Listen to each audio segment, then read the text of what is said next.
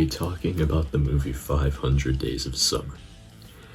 So, if you've never heard the movie, if you've never watched the movie 500 Days of Summer, I'm gonna give you a quick plot summary. 500 Days of Summer plot summary. This is my very original plot summary of 500 Days of Summer, the movie. So Tom, Joseph Gordon-Levitt is the actor, is a greeting card writer and a hopeless romantic. He's caught completely off guard when his girlfriend, Summer, suddenly dumps him. He reflects on their 500 days together to figure out where their love went sour, and in doing so, Tom rediscovers his true passions in life. You know, before I get into this, Tom, just look at the actor. I'm just gonna say something real quick. The actor, he looks like John Cena mixed with Heath Ledger in the face. Now, if this is your first time realizing this, you're probably gonna be like, oh no, my perception of this guy is messed up. Cause I've seen this movie and I'm adjusted to his face. I know what his face looks like. This is my first time seeing the resemblance. But if you think about it, man, that's kind of what Tom did in the movie, because Tom had this perception of Summer. Summer didn't agree to be perceived this way, but that doesn't change anything. Tom still thought of her as the one for him. Even though he knew that Summer wasn't, he still thought of her that way. And when Tom is dumped by Summer, he realized that his perception is not true. It's not the truth. It's not the reality that he lives in. So he gets sad. He gets really sad. He gets angry. He goes on more dates. Something I found weird is he talks to his dates about his old girlfriend. I liked this girl. Yeah, I loved her. What'd she do? She took a giant on my face. Literally. Literally? Not literally. So eventually they're broken up. Tom's trying to move on. Summer's trying to move on. Summer's already moved on.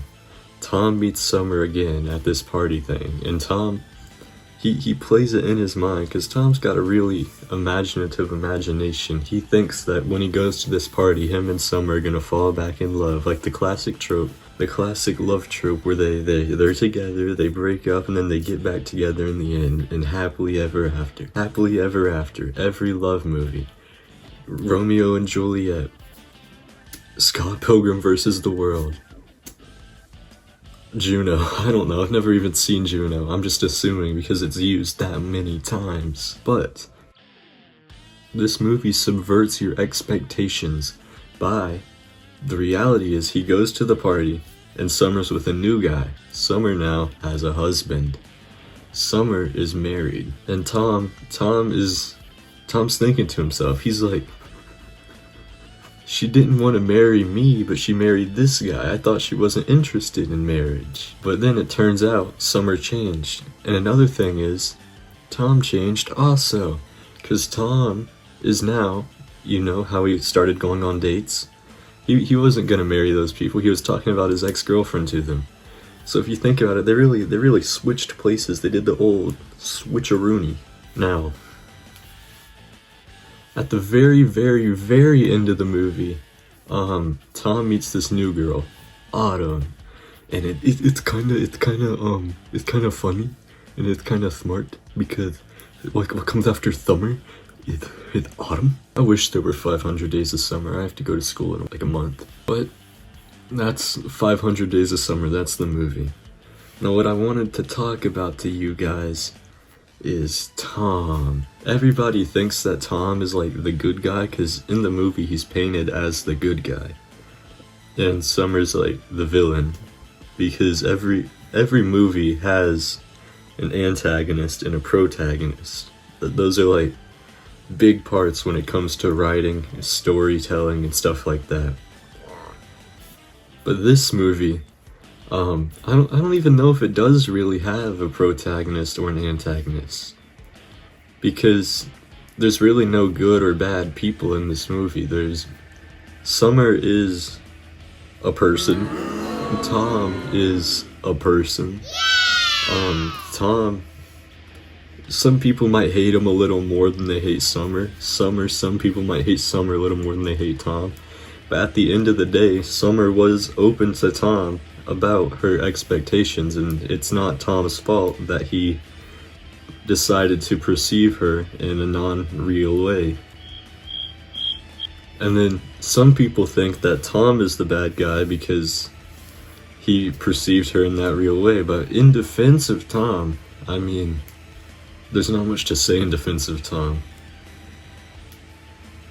Tom, don't do that, man. Don't do that.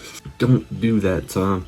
In The Truman Show, my favorite quote of The Truman Show, people accept the reality they're given.